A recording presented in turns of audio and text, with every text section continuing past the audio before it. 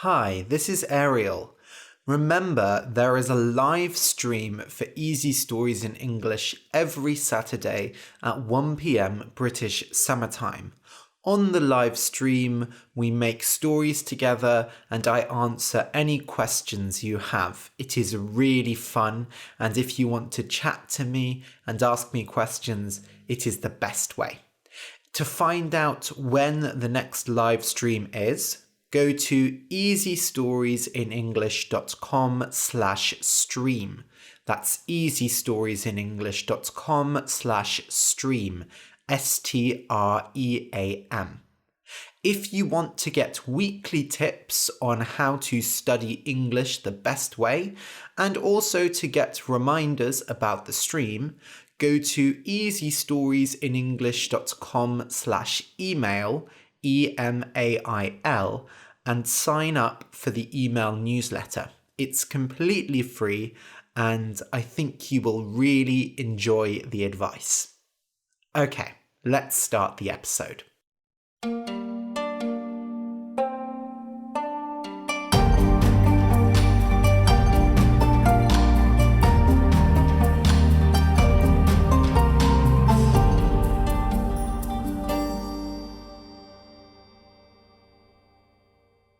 Welcome to Easy Stories in English, the podcast that will take your English from okay to good and from good to great.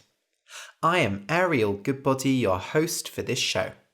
Today's story is for pre-intermediate learners. The name of the story is Rumplestiltskin. You can find a transcript of the episode at easystoriesinenglish.com/gold. That's easystoriesinenglish.com/gold. GOLD. This contains the full story as well as my conversation before it. So, a very important date is coming up soon. On the 5th of May is my birthday. And I don't know about you, but I really like birthdays. I know some people don't like celebrating, they don't like having a party, they don't like getting presents, but I love all those things. I don't have big, expensive parties, but I really like to gather with all my friends. I like to get together with my friends.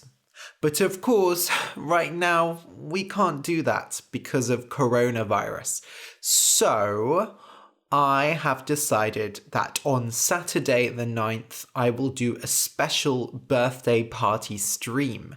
This stream will be on YouTube like the other ones. And in this stream, I will celebrate, I will have some cake, I will open presents, and I will tell you about traditional British children's birthday party things, because we have a lot of games and habits that we do for children's birthday parties here, and as you know, I am just a big child, so I would love to share those traditions with you, okay?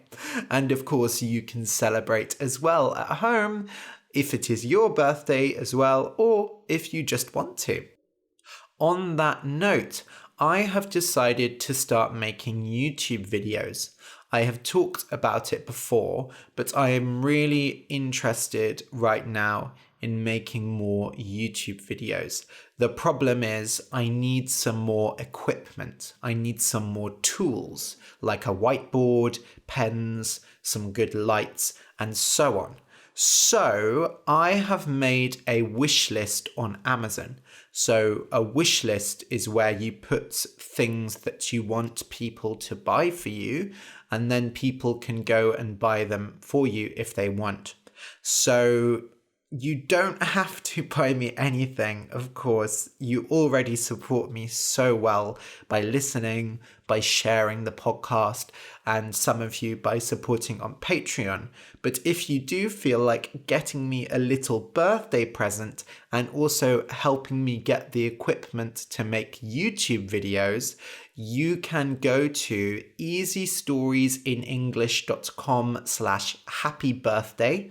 That's easystoriesinenglish.com/happy birthday, HAPPYBIRTHDAY, and that will take you to my Amazon wishlist. You can see the things I want and you can buy me one if you feel like it. Of course, I want to emphasize again, don't feel like you have to buy anything. I would really appreciate it if anyone bought anything. To be honest, I just really like presents, so I thought it was a good idea to put it on the podcast because it will be useful for the YouTube videos. And of course, you will all enjoy the YouTube videos, I am sure. Okay, I'll just explain some words that are in today's story. Spin, S-P-I-N, is something that most people never do nowadays. It was a way of changing materials like wool into thread so that they can be used to make clothes. You take long, thin bits of material like wool and wind it around a wooden stick called a spindle. In the end, you get yarn, which is a kind of thick thread. You can spin by hand with a spindle or use a machine or a wooden tool called a spinning wheel. Evil, E-V-I-L, means a very, very bad person. For example, Lord Voldemort from Harry Potter is very evil. Usually it is witches and monsters who are evil. A beggar, B-E-G-G-A-R, is a person who has no money. So they go onto the street and ask for money. They beg for money. Stride, S-T-R-I-D-E, means to walk with very big steps. If you want to go somewhere quickly or you have a lot of energy, you stride instead of walking. Straw, S-T-R-A-W, is dried grain that is used on farms. It looks like long pieces of grass, but dry and hard. Straw is yellow, and lots of straw is put together to make squares. Straw is used to feed animals like horses and pigs. A nail, N-A-I-L, is the hard thing on the end of your fingers and toes. Nails grow and you have to cut them, although some people like having long nails. Some people paint their nails, and some people even put on plastic nails. If you are very nervous, you might bite your nails. Pointy, P-O-I-N-T-Y, means something has a point, a sharp spike at the end. Knives and swords are pointy, so they can hurt you a lot. A tower might have a pointy roof. You can have a pointy nose or a flat nose. Hopeless, H-O-P-E-L-E-S-S, means you have lost all hope. You might feel hopeless because you failed an exam or because a family member died. Hopeless can also mean you are really bad at doing something. For example, I am hopeless at sports. Cheat, C-H-E-A-T, is when you are playing a game but you do not follow the rules. For example, if you are playing Monopoly and you steal money from the bank, that is cheating. You can also cheat a person. For example, maybe you tell a teenager that if they give you money, you will buy them alcohol, but really you just take the money for yourself. That's cheating. Hopefully, none of the listeners are out there cheating people. If you enjoy the podcast and want more, you can support us on Patreon. For just $2 a month, you can get exercises with each episode, and for $5, you get an extra story every month. You can support us at patreon.com/easystoriesinenglish. That's patreon.com/easystoriesinenglish. A big thank you to our new patrons, Malika, Vladimir Kalina, and D. de Grooge. Thank you so much. Your support really means a lot to us. Okay, so listen and enjoy. Rumplestiltskin. Molly had always been a clever girl. As a child, whenever her mother asked her to do work, she always found some way to get out of it. Either she got someone else to do the work for her, or she made it look like she had done it when really she hadn't. And whenever her mother found out what she had done, Molly was nowhere to be found. But nothing could prepare Molly for her old mother's death. She had suffered from a disease for many years, and Molly did not think it serious, so she had continued her games and tricks. But her mother grew weaker and weaker, and her last words to Molly were these. "You are a miserable little girl. You have brought me nothing but trouble. I would have been better off if I had never given birth to you. You think you can spin straw into gold, but all you really spin is lies and evil." And with that, she fell back and died. Unsurprisingly, Molly's father was not happy with her. He had never loved her very much, letting her mother deal with her tricks, but now he had no choice but to look after her. So he did what every man did when he had to look after someone he didn't want to. He threw her out. "You have been so awful to us all these years, child. Go and find your own way in the world, and don't even think of coming back." Still, Molly did not cry even for a minute. She had never liked her father much anyway. For several weeks, she travelled without aim. In every town she went to, she offered her services as a working girl, but after so many years of lying and tricking her mother, she was unable to do a single day's work. Finally, tired and her clothes torn, she arrived at a castle. As soon as she came inside the doors, the guards stopped her. "We don't want beggars here. Get out." "I am no beggar," said Molly. "I have powers which this kingdom has never seen. I can spin straw into gold. If your king takes me in, he will be the richest man in the world." "Ha! You're lying." Molly laughed. "Fine. Wait and see. I will join the king of the neighbouring country and give him riches you cannot even imagine. He will build an army and destroy this little castle." She strode off, head held high. A moment later, the guard spoke. "Wait. I will take you to see the king." She smiled to herself. They were even easier to trick than mother. The king, however, was a bit more doubtful. "If you have such power, here." He handed her a piece of straw and a spindle. "Spin this straw into gold." Molly made a face. "Have you no respect for my art? It takes a long time and is very difficult.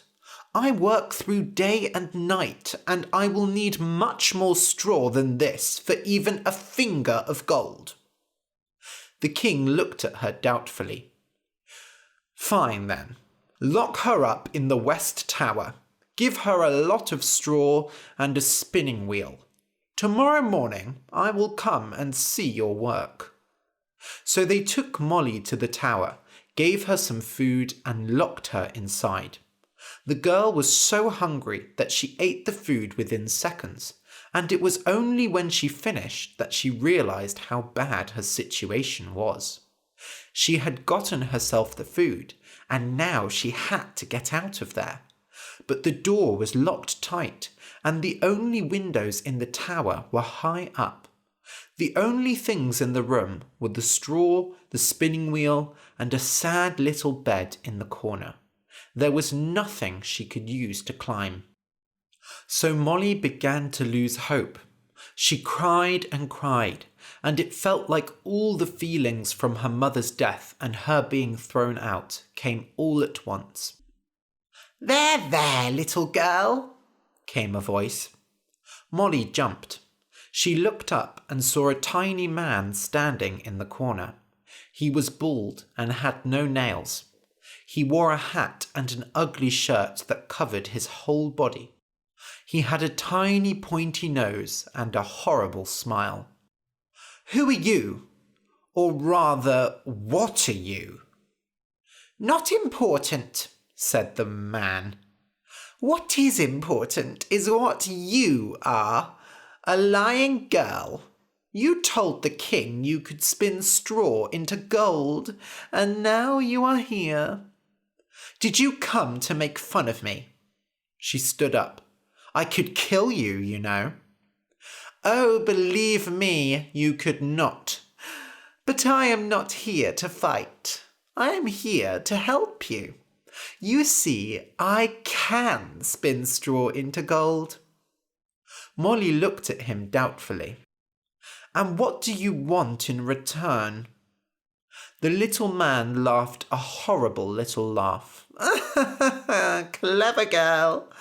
I only want something small." He ran up to her and took her hands. "Your nails are very pretty. I'll have those." Molly felt sick. She had always had nice nails, given that she never did any work. She didn't want to give the man her nails, but she needed his help. "Fine, but only after you spin the gold." The man sighed. Yes, yes, of course. You go to sleep." So Molly climbed into the bed and slept, and the man got to work. When she woke up, the sun was rising, and all around her in the room were piles of gold. "Amazing," she said, holding it in her hands. "Ah," said the man, hitting her hands. "Not for you, for the king, remember. Now, time for my payment." He waved his hand over hers, and she felt a sharp pain. She looked down and saw that her nails were gone. "Don't worry, they will grow back." The man admired his own nails, Molly's nails, which were clean and beautiful. "I'll see you later," he said, and clicked his fingers. He disappeared into air. There was a knock at the door, and then the sound of the key going into the lock. The king himself came in, and his mouth fell wide open. "My word, you actually did it." "Of course," she said, smiling. "My dear, but what happened to your hands? Your nails are almost completely gone. You must have been working very hard." "Of course, my king." The king clicked his fingers, and 2 guards came into the room. "Take this gold away and tell the cooks to make a great meal. I want to talk to this girl." So while they ate chicken, pork, and potatoes, the king asked the girl all about her power. "How did you do it? Where did you learn?" But Molly refused to say, just smiling politely and saying, "My little secret." She was enjoying this life very much. But that evening, the king sent her back to the tower and locked the door once more. "Happy working, my little treasure," he said before leaving her. Once again, she was faced with the same problem, a huge pile of straw that she somehow had to turn into gold. "Well, well, well."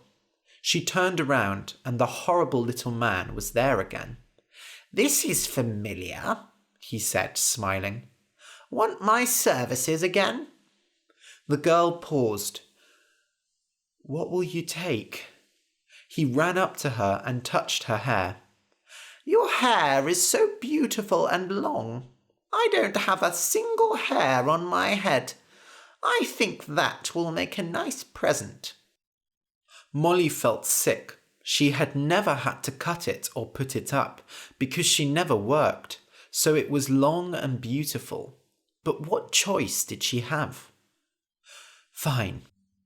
So once again, Molly went to bed, but this time she did not sleep. She watched the man do his work. He did not spin himself, but waved his hands in the air. The spinning wheel danced around as he did so. He was using magic, just as she had thought. As he spun, he sang a song to himself. "I spin the straw to make the gold, so lovely for the king to hold. And then the girl will have a shave, and I'll escape into my cave." But as the girl listened, she felt sleepy, and she couldn't stop herself from closing her eyes. When she woke up, the man was already gone. Slowly, she reached her hand up to her head. Her hair was almost completely gone. There was only a short bit left. But just as the man had promised, the room was full of gold. Once again, the king had dinner with her, but this time the girl did not enjoy it at all. Once the meal was finished, the king said, "You have worked so hard, my dear. I can see how tired you are. You cut your hair because it was in the way, yes? Such a hard-working girl. I will only ask you to spin for one more night, and if you work so well again, you can marry me." At first, Molly felt nothing, but slowly she realized what the king had said. If she married him, she would be rich. The gold would be all hers too, and she would eat duck and pork every day, and have men who dressed her. So she smiled and said, "Tonight I will make the biggest pile of gold yet." That evening, she explained to the horrible little man that this would be the last night, and that he had to do his best work. "Pretty little girl likes to ask for a lot, doesn't she? Very well, I will work for you, but tonight I want a good reward." He looked up at her face and smiled. "You have such beautiful green eyes." "No!" shouted Molly. "You can't take my eyes." "You will be a queen. Queens do not need eyes to be beautiful." She shook her head. "No, anything but that." He scowled. "Fine then. You must make a promise. When you have your first child, you will give it to me." My child? She wondered why this horrid man wanted a baby. "Don't have evil thoughts. Many people want to be mothers. You want to be a mother too, don't you?" Actually, she had never wanted a child, but she said, "Oh yes, to lose my child. Well, it will be a big price to pay, but I suppose I have no choice." Really, she would do everything she could to not have a child, but if she did have one, she could always give it to him. "I promise. Now get to work." So she climbed into bed and slept happily, dreaming of being queen, while the little man spun gold. When she woke up, almost the whole tower was filled with gold. When the king saw it, his mouth fell open wider than it ever had before.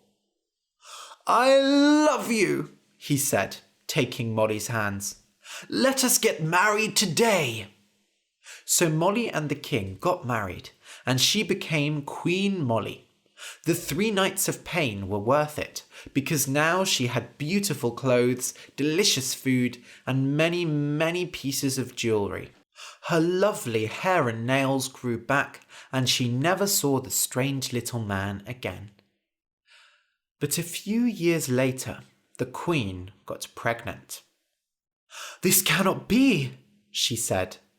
Promise or no promise, she was very happy living her life in the castle, and the last thing she needed was for a baby to ruin it. At the same time, she didn't particularly want to see that awful little man again, or explain to her husband that he had taken their child. I must get rid of this child before I have it. She called on the best medicine women in the country and asked them to kill the baby inside her, but they refused. If the king finds out, no, it is too dangerous. So against her wishes, the queen had the child. It was a baby boy, and despite how painful the birth was, the moment she saw him, her heart changed. He was beautiful. He had golden blonde hair and a charming little smile. She fell in love straight away, and she knew that she had been wrong before. She was so happy that she forgot her promise completely. But that night, the strange man came to visit. He looked very pretty now. He had Molly's nails and long hair and a beautiful dress on. Even his nose looked better. He must have tricked many other people after her. Beautiful little boy, isn't he? Well, say goodbye. I'm taking him. No! Shouted Molly, holding the child in her arms. There must be another way. Please, I will give you all the money we have. I don't care about money. I can spin straw into gold, remember? No, the only thing I want is that child. Molly started crying, and so did her son. Oh, all right, he groaned. I will give you a chance. If you can guess my name in 3 days, I will give you the child. But if you cannot, I will take the child and much more. Your name? She thought as hard as she could, but the man had never told her his name. You're Satan? The man laughed. I'm not that powerful. She thought again. It had to be an evil name, no doubt. Grelimore? Faust? No and no. That's all your guesses for today.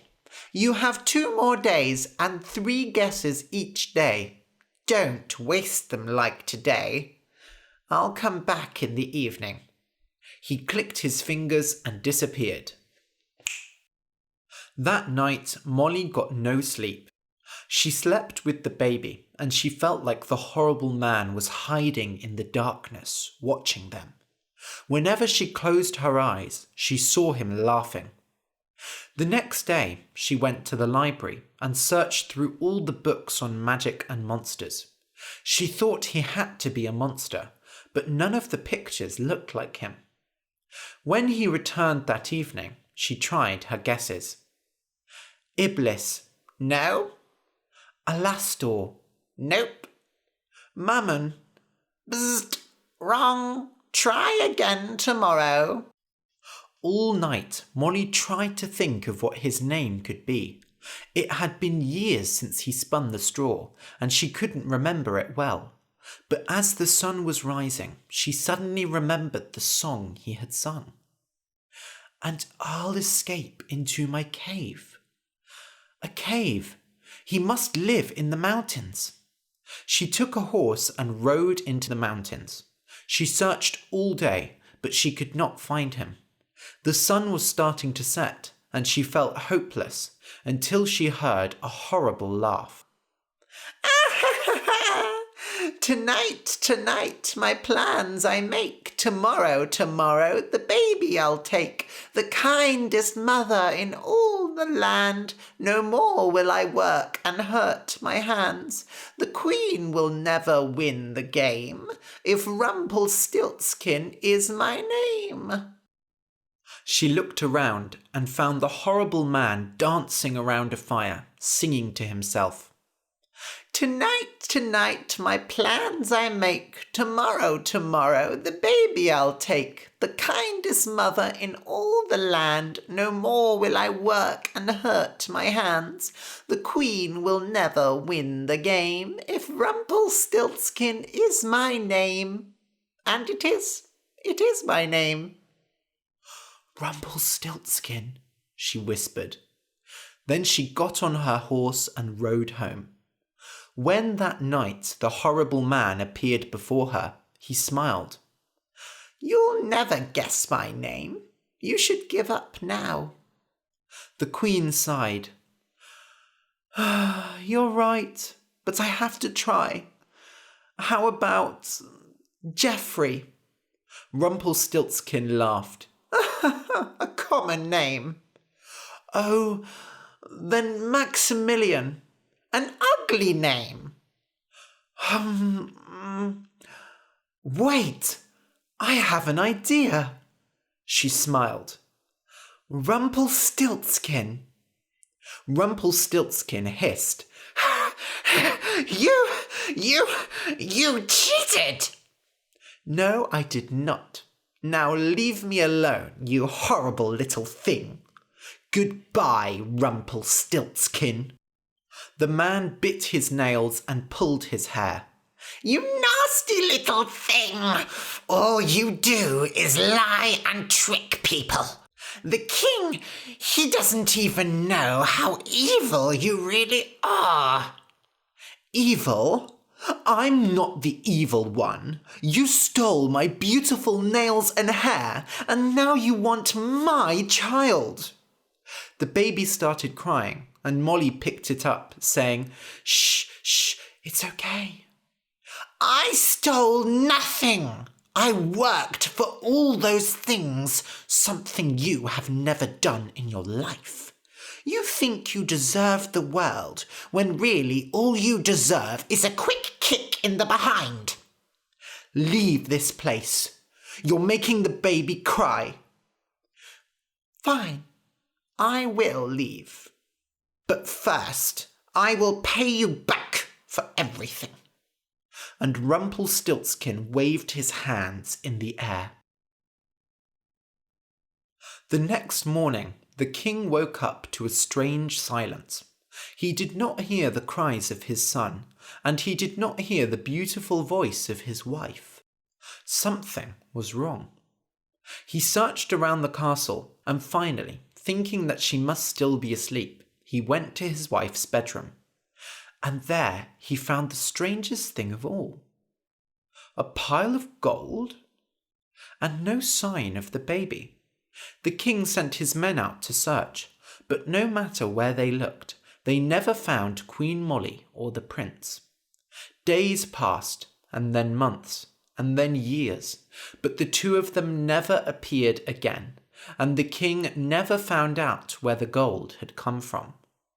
Meanwhile, far away in a forest, a mother looked after her child. She was not the most beautiful of mothers, but she was kind. She taught her son to work hard and to never ever lie or trick others.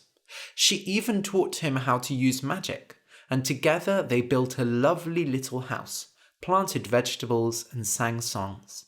And whenever they needed money, they simply spun straw into gold.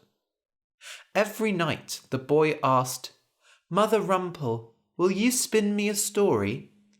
And every night she replied, Of course, my son. What story shall I spin tonight? But one night the son asked, Mother Rumple, who is my father? For a moment a look of pain passed over his mother's face. Then she said, Some stories are too difficult to spin, even for someone as clever as me. But I can tell you the story with the soldiers. That one's your favourite. He looked disappointed, but said, Well, go on then. Once upon a time, there was a group of evil soldiers. They travelled around stealing, attacking women, and drinking everything they could find. Really, They were looking for someone to teach them a lesson, and that's just when your mother came along. The end. If you enjoyed the story, please consider supporting us on Patreon. Go to patreon.com/easystoriesinenglish. That's patreon.com/easystoriesinenglish. For just a few dollars a month, you can get extra episodes, exercises, and much more. Thank you for listening, and until next week.